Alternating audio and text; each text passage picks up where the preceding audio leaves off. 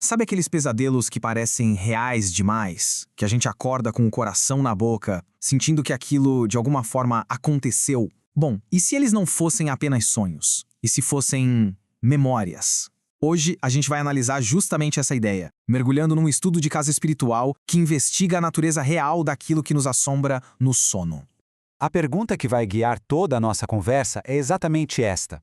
E se cada pesadelo que temos não for uma fantasia aleatória da nossa mente, mas sim um eco, uma memória viva de experiências profundas e, às vezes, bem sombrias?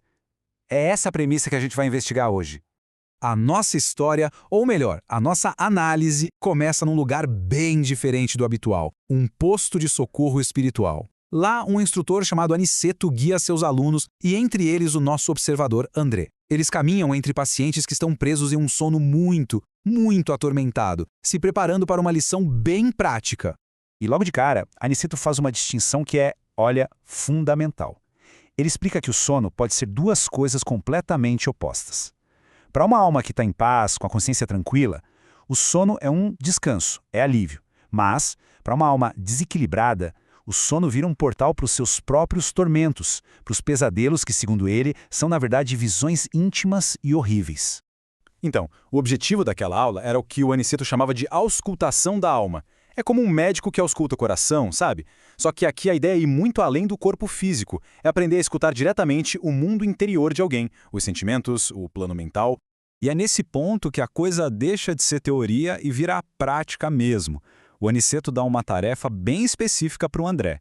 Ele deve examinar a alma de uma senhora idosa que está ali, deitada, completamente mergulhada nesse tal sono ruim. E olha, as instruções são muito precisas. É quase um método científico. O André tinha que focar totalmente naquela mulher, esquecer tudo o que estava acontecendo ao redor e usar toda a sua capacidade de percepção para observar o que se passava dentro dela. E com essa ordem, mãos à obra, a observação começa. À medida que o André se concentra, algo impressionante começa a acontecer. Uma espécie de sombra cinzenta vai se formando ao redor da testa da mulher, como se fosse uma tela de cinema, onde o mundo interior dela estava prestes a ser projetado. E é como se o André fosse puxado para dentro daquela tela. Ele não está mais só assistindo de fora. De repente, ele se sente dentro de uma casinha humilde, testemunhando um drama terrível que está prestes a acontecer. E a cena que ele vê é de gelar a espinha. Um homem aparentemente bêbado e completamente apavorado implora pela vida uma mulher que ele chama de Ana. A tensão ali é quase palpável.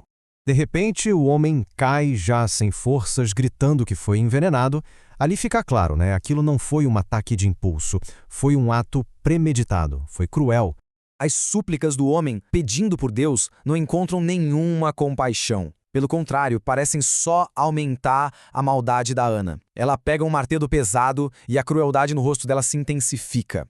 E então, o horror se concretiza. Ela golpeia o crânio do homem várias e várias vezes com o martelo, até que ele para de se mexer, sem emitir mais nenhum som. A visão é brutal, é direta, sem filtros. O que o André testemunhou foi a anatomia completa de um assassinato. Tudo friamente calculado. A vítima é envenenada, depois atacada, o corpo é transportado num carrinho de mão e, por fim, colocado nos trilhos de um trem para parecer um acidente. Uma prova clara de premeditação. Mas a visão não para por aí.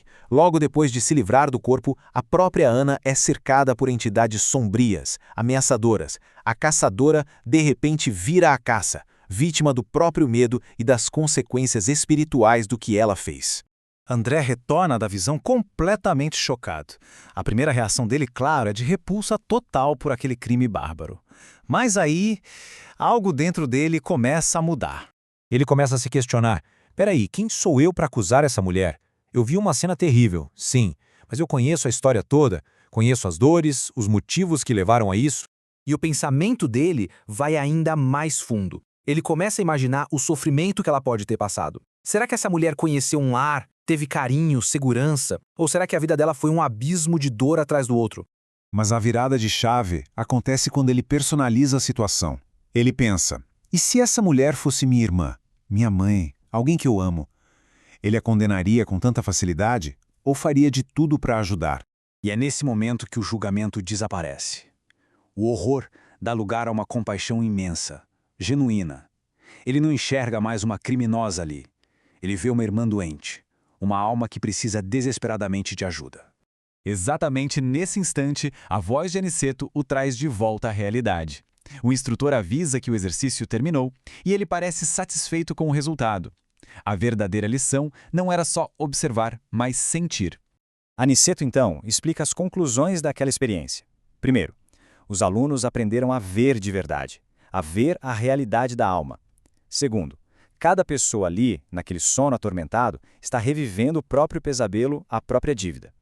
E o mais impressionante, os pensamentos de compaixão do André tiveram um efeito real e positivo sobre a mulher, ajudando-a.